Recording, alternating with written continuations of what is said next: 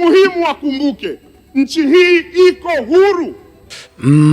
Maneno haya yaliyozungumzwa na Nape hapa, ambayo kwa sehemu kubwa ni maneno ya watu wa CCM. Hivi au ni mimi ndo sielewi? Tafsiri yao wanamaanisha kwamba Tanzania ndio moja ya nchi iliyopata uhuru. Wako huru kuua, kuteka, kumwaga damu, kutesa watu magerezani kwa namna wanavyotaka, na hakuna wa kuwaingilia kwa sababu ni nchi huru.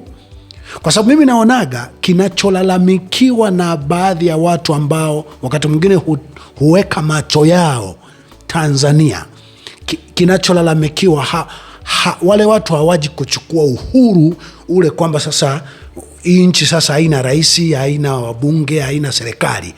Wale watu hulalamikia matendo ya huo utawala ambayo wanawatendea watu wao, ikiwemo kuwaua, kuwateka na vitu kadha wa kadha. Swali ni je, hivi mtu kwa kuwa watoto amewazaa mwenyewe yuko huru kuwachinja na jirani asiingilie?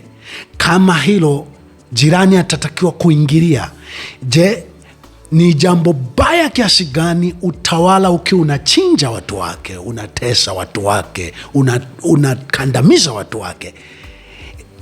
Ni dhambi kiasi gani nchi zingine ambazo wakati mwingine huwapa misaada, huwapa mikopo watu hao, ni dhambi kiasi gani nchi hizo kutupa jicho hapo? Okay, pointi kubwa iko Tanzania, uhuru wake ilipata uhuru wa utawala kuchinja, kuua, kuteka, kutesa watu.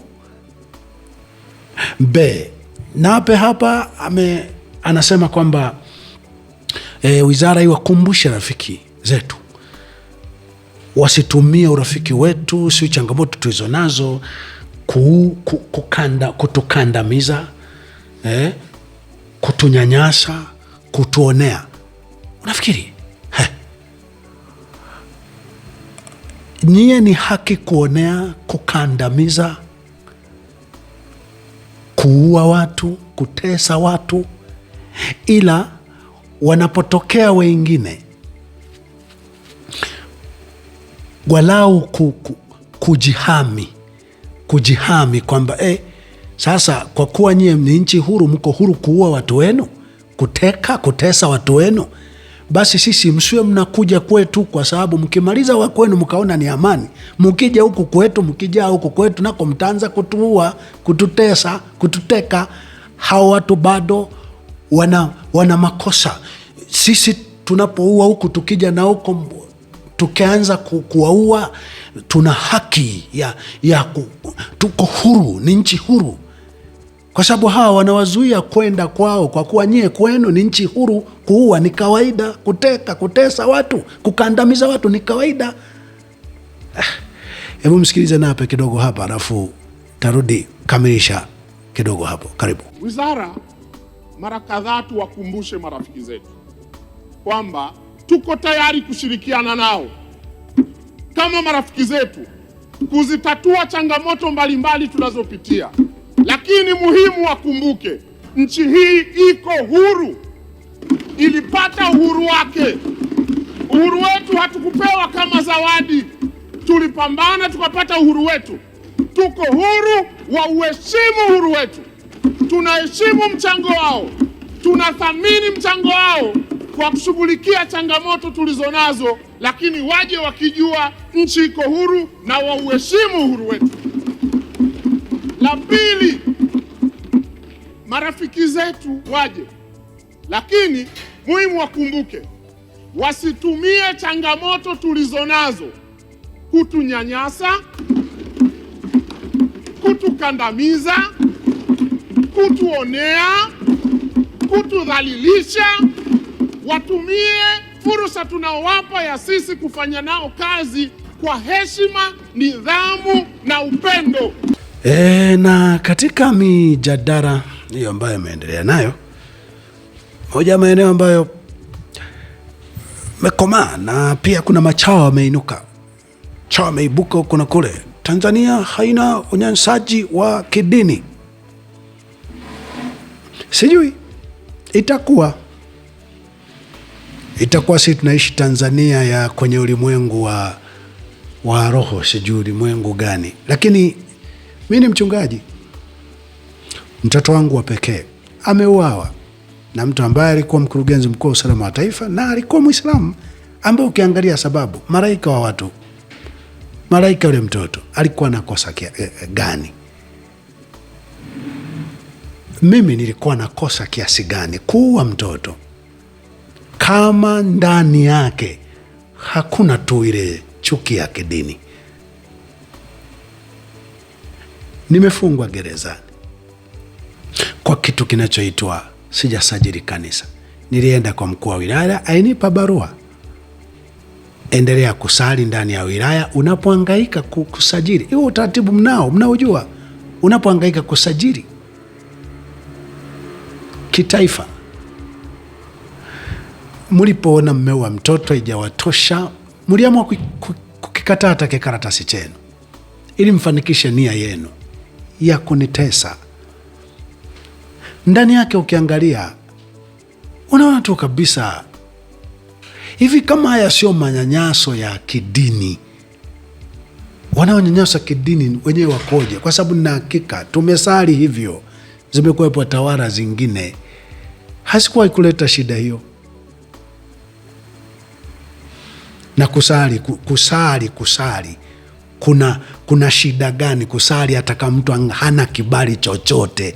Kusali kumwomba Mungu wake nyumbani kwake, huyo mtu kukataza, pengine kuhamasisha watu watende mema, linahitaji kibali cha aina gani mpaka huyu mtu huyu ukamweke jela penye faini ya milioni 1 ukampige milioni 10? Hayo sio manyanyaso ya kidini? Ni utawala gani ulio mamlakani? Unaweza ukawa na hasira kiasi gani? Kwa kosa gani kubwa? Kwa kosa gani kubwa wakachukua hatua hizo? Akina Gwajima wamekutwa nini? Mbona damu nyingi zimemwagika pale? Kosa gani kubwa? Si ilikuwa tu ni kupinga utekaji? Ndo jambo liliokuwa wazi kabisa. Mungekuwa na jambo lingine mnaojua huyu mtu ni mbaya, mungeainisha, lakini kilichoonekana alipinga utekaji. Akina Padri Kitima ni wauawe wangapi? Mimi ameuawa mtoto wangu, binti yangu Sifa, binti yangu Maria Martha, mama yangu juzi hapa, wa karibu yangu kadha wa kadha. Kosa la kuuawa wote hao na yote haya yaliyo kwenye mwili wangu kwa kosa kubwa ni lipi?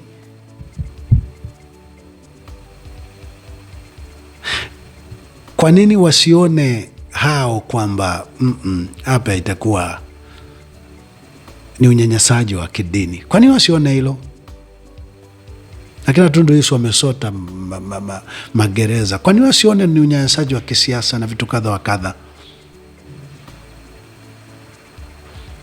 Anyway, hao watu mmewakabiri, hawajachukua hatua yoyote kubwa. Wenyewe wamesema wanataka tu usalama wao. Kama nyie ni nchi huru, mtamuua mnayemtaka, mtamteka, mtamtesa mnayemtaka, basi bakini na uhuru wenu, bakini na uhuru wenu. Musije huku kwetu, kwa sababu ikionekana huko kwenu mko huru na hakuna linalowakuta, mutapata uhuru huo mkija huku nako kwanza kuwa huru.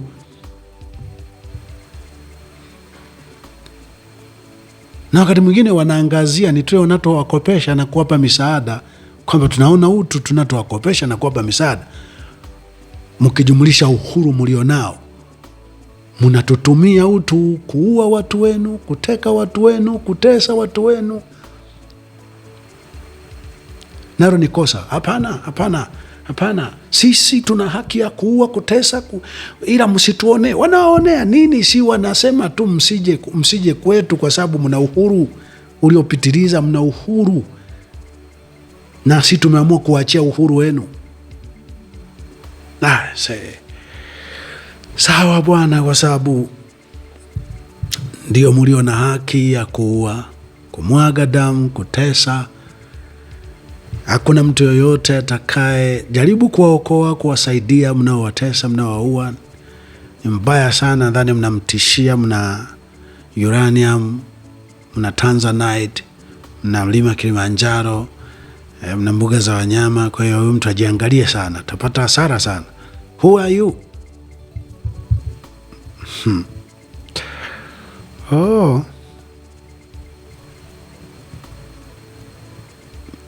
Kwa hiyo mmeshapambana, na nadhani atanyamaza. Marekani atanyamaza, na mtaendelea na uhuru wa kutuua. Mmetuua, na tukiangalia vijana wenu humo na taarifa tunazopenyezewa ni kwamba mjarizika, anasema tu mpaka niue na yule. Mimi hamniui peke yangu, niliwaambia mtazua shida ya kipindi kirefu. Kama mimi sinyamazi, nimeshatengeneza, nimeshahubiria, ingawa kwa sababu mnataka mweke rekodi ya kuua sana. Mtaua, hamtaniua peke yangu, naambieni. Mungeacha tu, mngenisikiliza tu ninayoongea. Itainuka jamii mlioijua na ambayo hamkuijua, itaongea mpaka mwisho wa hii dunia, au mpaka damu hizi zote mlizomwaga, na zikiwemo za kwetu, za kwangu kama Mungu ataruhusu, zitakapojiripiza kisasi. Fikeni mahala mngesikiliza tunachosisitiza. Anyway, fanyeni hayo ambayo mnahisi ni wakati wenu. Fanyeni. Mungu akituokoa, amina. Asipotuokoa, amina. Kama inampendeza atuokoe kupitia akina Trump, amina. Kama na wao watatuterekezea njiani, muendelee kutuchinja na kufanya yote mnayofanya, amina. Asante na hongera kwa kunisikiliza.